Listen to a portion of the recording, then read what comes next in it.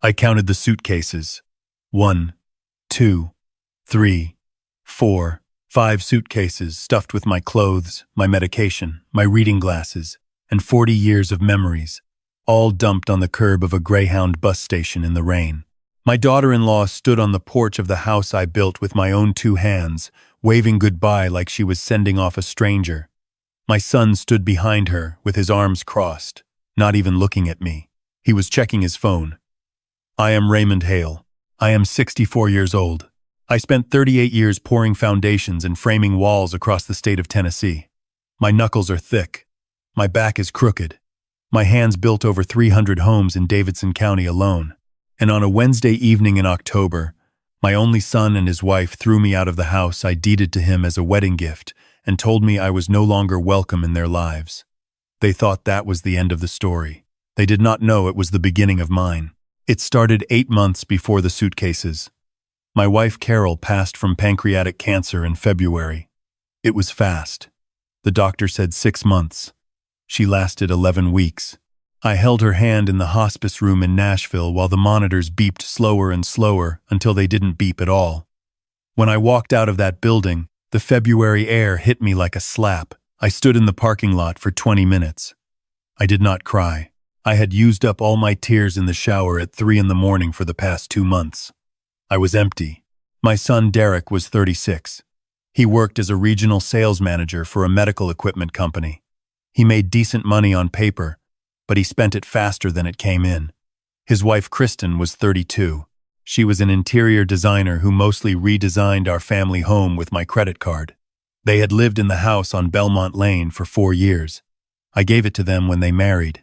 It was a 4-bedroom Craftsman I built from scratch in 2016. I poured every ounce of my skill into it. Custom cabinetry, wraparound porch, hardwood floors I milled myself from reclaimed oak. It was worth $800,000 on the open market. I handed it to my son because Carol asked me to. She said it would keep the family close. She said Derek needed roots.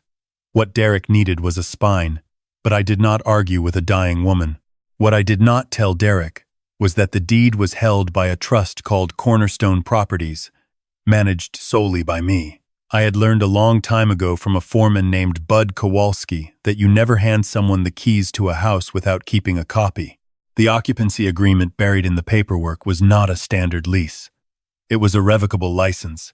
It stated in plain language that the right to occupy the property could be terminated immediately and without notice if the occupant engaged in any act of financial exploitation, fraud, or abuse directed at the trust's managing member. Derek never read it. He signed it at the closing table while FaceTiming Kristen about countertop colors. After Carol died, I sold our family home in Brentwood. I could not sleep in that bed anymore. I could not look at the kitchen where she made cornbread every Sunday. I put the money in a brokerage account and moved into Derek and Kristen's guest room. It was supposed to be temporary. Derek said, "Stay as long as you need, Dad." Kristen smiled and said, "We are family." That smile lasted exactly 6 weeks. The first sign was small. Kristen started moving my things. My coffee mug was relocated from the kitchen counter to a cabinet I could not reach without a step stool. My recliner in the living room was replaced by a decorative chair that looked like it belonged in a museum. My reading lamp was unplugged because it clashed with the aesthetic. I adapted. I am a builder. I solve problems. I bought a shorter mug. I sat in the kitchen instead. I read by the window light. Then the rules came. No cooking after 8 because the smell lingers. No using the front door because the screen squeaks and wakes the baby. Their daughter Lily was 7 months old. I adored that child. I held her every morning while Derek and Kristen slept until 9. I changed her diapers. I sang to her. She grabbed my calloused finger and held on like it was the only solid thing in her world. Maybe it was. By April, I was confined to the guest room and the back patio. Kristen redecorated the guest room without asking me. She removed the dresser and replaced it with a storage unit for Lily's overflow toys. My clothes went into garbage bags in the closet. I found my late wife's framed photograph face down in a drawer. I asked Kristen about it. She said it was depressing to have a dead woman's picture in a baby's play area. I did not respond. I picked up the frame. I wiped the dust off Carol's face. I put it on my nightstand, and I did not move it again. Derek noticed none of this. Or perhaps he noticed all of it and chose silence. He left for work at 7 every morning and came home at 8 every night. On weekends, he golfed. On Sundays, he watched football. He existed in the house the way a ghost exists in a hallway, present but uninvolved. When I tried to talk to him about Kristen's behavior, he waved me off. She is just stress, Dad. New baby. Hormones. You know how it is. Give her space. I gave her space. I gave her the whole house. I retreated further and further into the margins of their lives until I was living like a boarder in the house I built with wood I selected and nails. I drove with my own hammer. In June, the financial exploitation began. Kristen came to me with a laptop open to a bank login screen. She said Derek was short on the mortgage payment. She said they needed $12,000 to cover the gap. I reminded her that there was no mortgage. I had given them the house free and clear. She blinked. She recovered fast. It is the property taxes, she corrected herself. And some repairs. The roof is leaking. The roof was not leaking. I built that roof. I used 40-year architectural shingles and ice and water shield on every seam. That roof would outlast the both of them. But I wrote the check anyway because Lily needed a stable home, and I was too tired to fight. 2 weeks later, another request. $8,000 for a car repair, then $5,000 for a medical bill, then $15,000 for an investment opportunity Derek swore would double in 6 months. Each time, Kristen did the asking. Each time, Derek stood in the background, quiet, compliant, letting his wife operate me like an ATM. By August, I had written checks totaling $67,000. I kept a ledger. I am a contractor. I document everything. In September, I found the credit card. I was doing laundry. My own, of course, because Kristen had informed me in July that the washing machine was only for family clothes and that I should use the laundromat. I was collecting stray socks from the dryer when an American Express statement fell out of Derek's pants pocket. I opened it. It was not his card. It was mine. It was a supplementary card on my personal American Express account that I had given Derek years ago for emergencies. The statement showed $53,000 in charges over the past 4 months. Restaurants I had never eaten at. A Peloton bike. A Louis Vuitton handbag. A weekend trip to Destin. A deposit at a luxury car dealership for a Mercedes-Benz GLE. I sat down on the laundry room floor. My back hurt. My chest hurt worse. I called Derek. He answered on the 4th ring. He sounded annoyed. I asked him about the card. There was a long pause. Then, his voice changed. It became the voice he used when he was a teenager caught sneaking out. Dad, I meant to tell you. Kristen needed some things for the house. For the baby. It is not a big deal. I will pay you back. $53,000 is not a big deal. It was a statement. It was a declaration. It meant that my money was their money, and my boundaries were suggestions. I did not yell. I did not argue. I said, okay, Derek. I hung up. I sat on that laundry room floor for another 10 minutes. Then I stood up and walked to the guest room. I opened my laptop. I logged into my American Express account, and I canceled every supplementary card attached to it. Then I opened the Cornerstone Properties Trust document, and I read it again, slowly, line by line, the way you read blueprints before you start demolition. The eviction happened the following Wednesday. Not their eviction. Mine. I came home from a walk to find my suitcases on the front porch. 5 of them, packed hastily, zippers straining. My clothes were wrinkled. My medication bottles were tossed in loose. Carol's photograph was not among them. I checked every bag. It was gone. Derek opened the front door. He did not look at me. He looked at a point somewhere above my head. Dad, we need to talk. Kristen appeared behind him. She was holding Lily on her hip. The baby reached for me. She made a sound. A happy sound. Kristen shifted her away from my direction. We think it is best if you find your own place, Derek said. His voice was rehearsed. Flat. He had practiced this speech. Kristen said, You have been difficult. You canceled the credit card without warning. That caused a lot of problems for us. We need space to be a family. I looked at my son. I looked at the house. I looked at the windows I had trimmed by hand. I looked at the porch railing I had turned on a lathe. I asked him one question. Where is Carol's picture? Derek blinked. What? Your mother's photograph. The one from our 30th anniversary. It was on my nightstand. It is not in any of these bags. Kristen stepped forward. I donated it. She said it matter-of-factly. I donated a box of old things to Goodwill last week. It must have been in there. I felt something inside me shift. It was not anger. Anger is hot. This was cold. This was the feeling of a thermostat clicking off, a furnace shutting down, the warmth I had carried for my son since the day he was born, the warmth that survived every disappointment, every ignored phone call, every empty promise. That warmth died on the porch of the house I built. I picked up my suitcases. I loaded them into my truck. I did not say goodbye. I did not look back. I drove to a motel on Dickerson Pike and I checked in. The room smelled like bleach and carpet cleaner. The bedspread was thin. The walls were thinner. I sat on the edge of the bed and I stared at the wall for a long time. Then I picked up my phone and called my attorney, Frank Hewitt. Frank was 71. He had been my lawyer for 22 years. He handled my contracts, my liens, my disputes. He was methodical and merciless. He answered on the second ring despite the hour. Raymond, what is wrong? I told him everything. I told him about the checks. I told him about the credit card. I told him about the eviction from my own house. I told him about Carol's picture. My voice cracked on that last part. I let it crack. Then I sealed it back up. Frank was silent for a full minute. Then he said one word. Cornerstone. Yes, I said.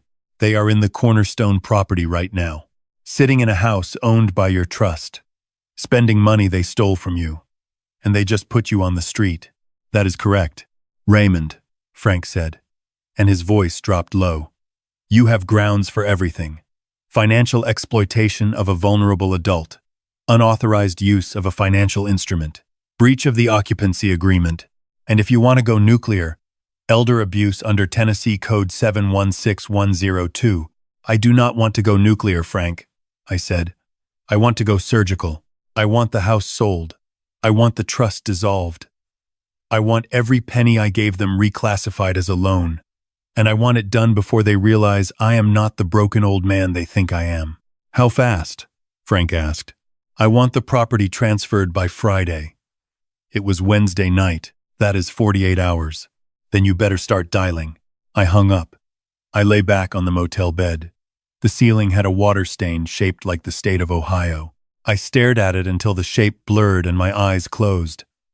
I did not dream. I had too much work to do for dreams. Thursday morning, Frank called at 7 sharp. He had found a buyer. A development group called Volunteer Land Partners. They bought residential properties for cash, flattened them, and built townhome clusters.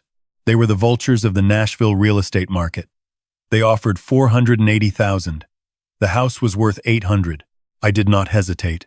Take it, I said. Raymond, you are leaving $300,000 on the table. I am not losing money, Frank. I am buying speed. I want the deed transferred today. I want a locksmith at the property by noon tomorrow.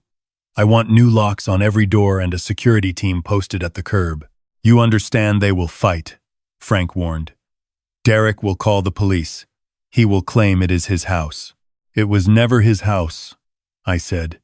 It is the trust's house. The trust is selling it.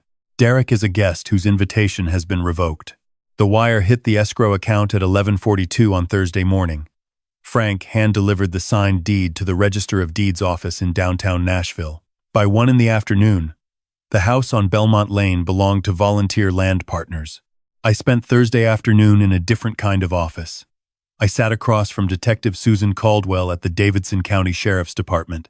I brought the American Express statements. I brought my ledger. I brought bank records showing $67,000 in checks written to my son and his wife under false pretenses.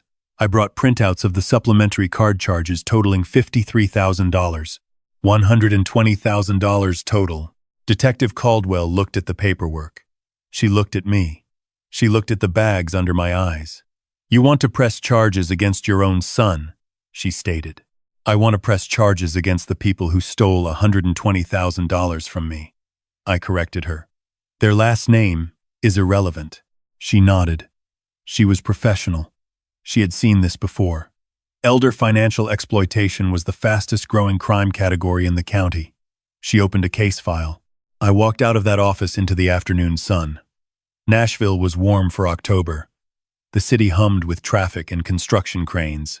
I could hear hammering in the distance, the sound of someone building something. It was a good sound. It was the sound of things going up, not falling down. I drove past Belmont Lane. I did not stop. I saw Derek's truck in the driveway. I saw the lights on in the kitchen. They were home.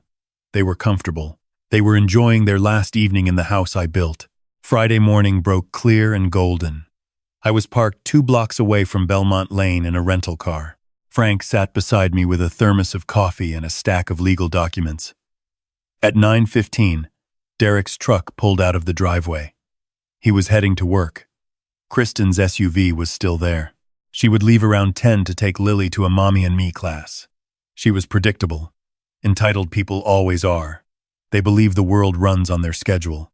At 10:04, the SUV left. The house was empty. A white van pulled up to the curb. The locksmith was a quiet man named Davis, who had done work for me on construction sites for 15 years. He was fast, and he was discreet. He had the front door, back door, and garage rekeyed in 22 minutes. He installed deadbolts that required a key from both sides. He changed the garage door code. He did not ask questions. He handed me the new keys and drove away. At 10:30, a pickup truck from Volunteer Land Partners arrived. 2 men in work boots walked the perimeter of the property. They took photographs. They measured the lot lines. They taped a notice to the front door. It read, "This property is owned by Volunteer Land Partners, LLC. No trespassing. Unauthorized occupants will be removed." I sat in my car and watched them work. I felt nothing. No guilt. No satisfaction. Just the quiet hum of a plan executing on schedule.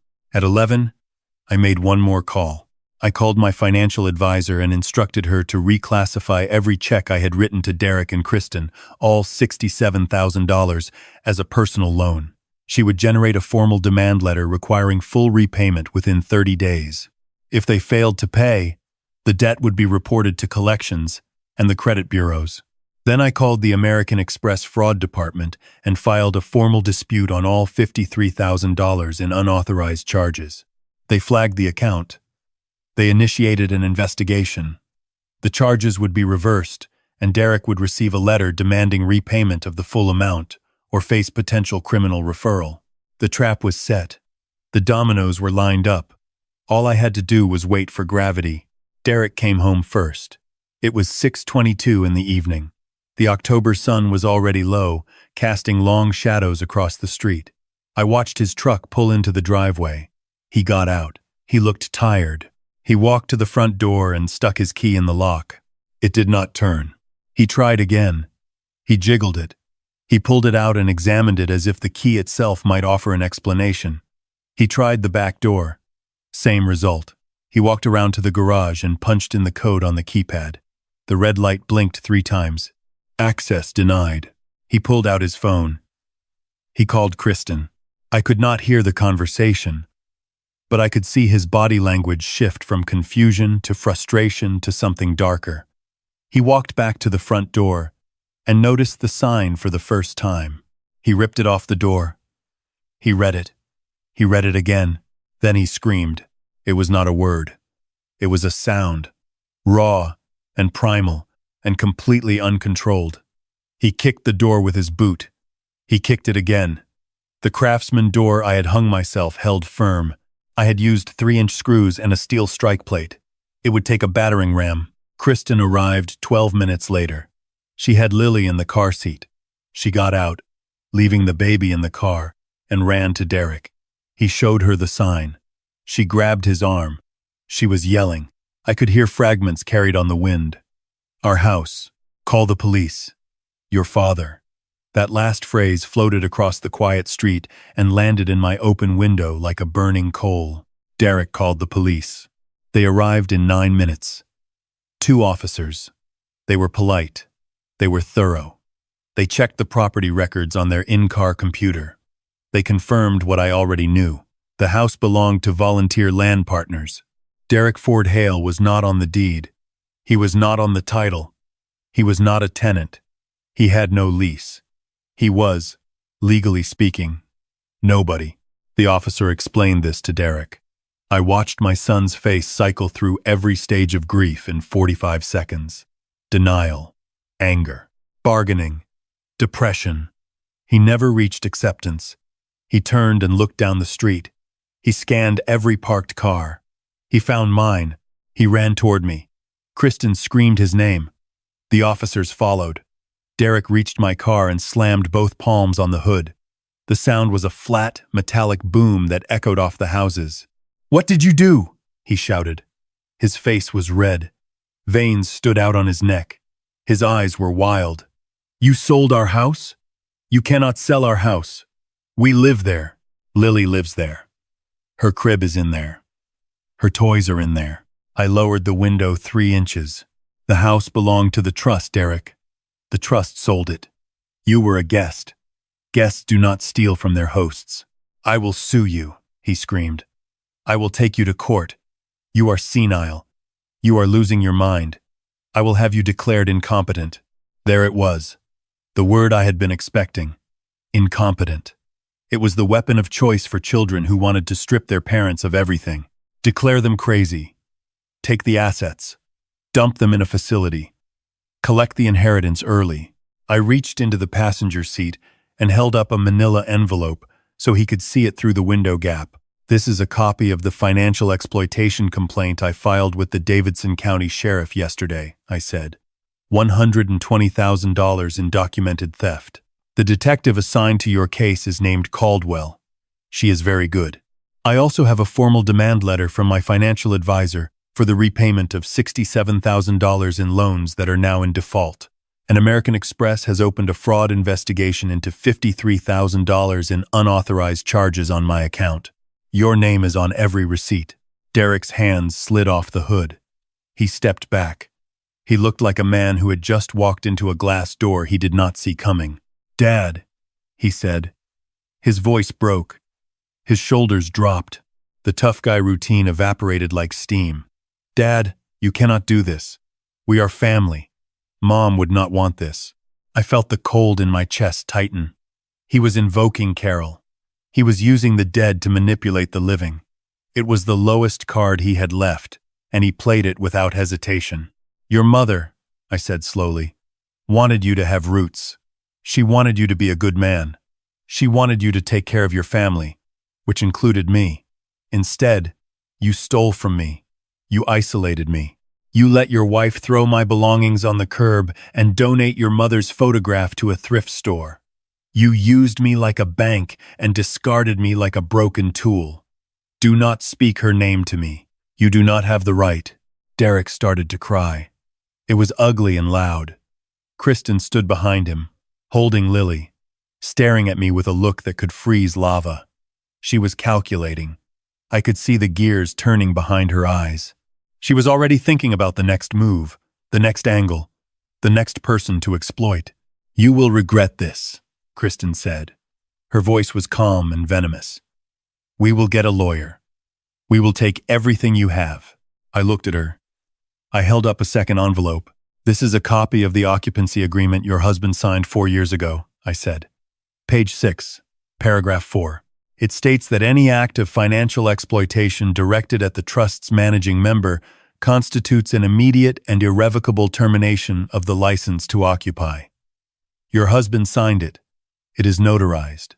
It is bulletproof. Your lawyer will tell you the same thing mine told me. You have no case. Kristen opened her mouth. Nothing came out. For the first time since I had known her, she was speechless. The police officer approached my window. "Sir, are you all right?" "I am fine, officer. Thank you."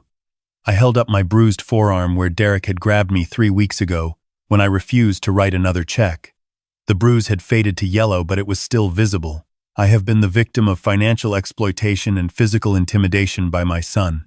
The case file is with Detective Caldwell. I am cooperating fully. The officer looked at Derek. He looked at me.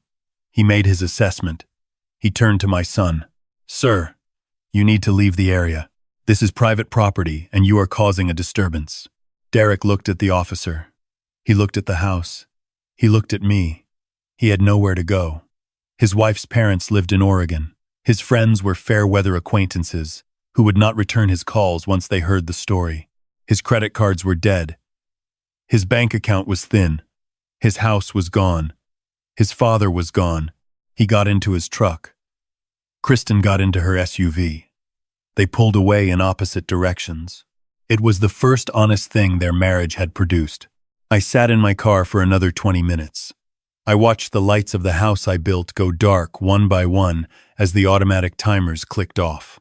The house stood empty and silent in the October dusk. A builder's masterpiece. A father's regret. I started the engine and drove back to my motel on Dickerson Pike. I ordered a sandwich from the deli next door. I ate it sitting on the bed. It was dry, and the bread was stale, but I had tasted worse. I had tasted betrayal, and compared to that, a bad sandwich was nothing. 3 weeks later, I sat in the Davidson County Criminal Court. The courtroom was cold and smelled of old wood and anxiety. Derek was brought in wearing an orange jumpsuit. He had lost weight. His eyes were hollow. He stood before the judge and entered his plea, not guilty. His public defender looked exhausted. The charges were read: financial exploitation of a vulnerable adult, unauthorized use of a financial instrument, 2 counts of theft over $10,000. The judge reviewed the evidence, the bank records, the credit card statements, my ledger, the canceled checks with forged justifications, the supplementary card charges. Bail was set at $75,000. Derek did not have it. Kristen did not post it. Nobody posted it. He was remanded to custody pending trial. I walked out of the courthouse into the November air. The leaves were falling. The city was moving on. I stood on the steps and I thought about the house on Belmont Lane. Volunteer land partners had already gutted it. They tore out my custom cabinets. They ripped up the oak floors I had milled by hand. They were going to flatten it next week and build 4 townhomes on the lot. My craftsmanship would be rubble by Thanksgiving. I did not mourn the house. Houses are just wood and nails and time. I mourned what the house was supposed to be. It was supposed to be a legacy. It was supposed to be the place where my grandchildren learned to walk on those oak floors. It was supposed to carry the warmth of the family Carol and I tried to build. Instead, it carried the weight of a son who saw his father as a funding source and a daughter-in-law who saw him as an obstacle. They did not respect the hands that built the walls they slept inside. They did not honor the woman whose dying wish put that roof over their heads. 5 months after the trial, I was sitting on the porch of a small 2-bedroom house I had rented in East Nashville. It was modest. The porch sagged a little. The kitchen was tight, but I had fixed the railing myself. I had patched the drywall. I had planted tomatoes in the backyard. It felt like mine. My phone rang. It was a number I did not recognize, but the area code was local. I answered. "Mr. Hale?" A woman's voice. Tired, cautious. "This is Kristen." I said nothing. I waited. "I know you do not want to hear from me," she said. "And I deserve that. But this is about Lily." My chest tightened. Lily. The baby who used to grab my finger. The baby I had not seen in 5 months. The baby who was probably walking by now and I had missed her first steps. "What about Lily?" I said. Kristen exhaled. "I am working 2 jobs. I moved back to Portland. My parents are helping, but they are not young. Lily asks for you. She does not say your name. She says Pa. She points at old men in the grocery store and says Pa. She remembers you." I gripped the phone. My eyes burned. I did not speak. "I am not asking for money," Kristen said. "I am not asking for forgiveness. I am asking if you would be willing to be part of her life. She needs her grandfather. She needs something solid. Something solid." That was what I built. That was what I had always built. Solid things, durable things, things that lasted. I will think about it, I said. And I meant it. I would think about it carefully, because the last time I gave my heart to a family member without conditions, I ended up with my suitcases on a curb. I hung up. I looked at the tomatoes growing in the yard. They were small and green and stubborn. They would ripen with time. I went inside and opened the closet. On the top shelf, wrapped in a soft cloth, was Carol's photograph. I had found it at the Goodwill on Nolensville Road 3 days after the eviction. It was in a bin with broken frames and dusty prints, marked at $2. I bought it. I cleaned the glass. I put it in a new frame. I set it on the kitchen table. Carol smiled at me from 30 years ago. She was wearing the blue dress from our anniversary dinner. She looked young. She looked hopeful. "I built you a good house, sweetheart," I said to the photograph. They tore it down, but I am still standing, and I think I might have one more thing left to build. I sat down with my coffee. The morning sun came through the kitchen window and landed on Carol's face in the frame. The light was warm. The house was quiet. The tomatoes were growing. And somewhere in Portland, a little girl was pointing at old men and saying, "Pa, that was enough." For now, that was more than enough. If you have ever been discarded by the people you sacrificed everything for, hit that subscribe button. And if you believe that justice is not revenge but simply the truth refusing to stay buried, leave a comment and tell me where you are watching from. I read every single one.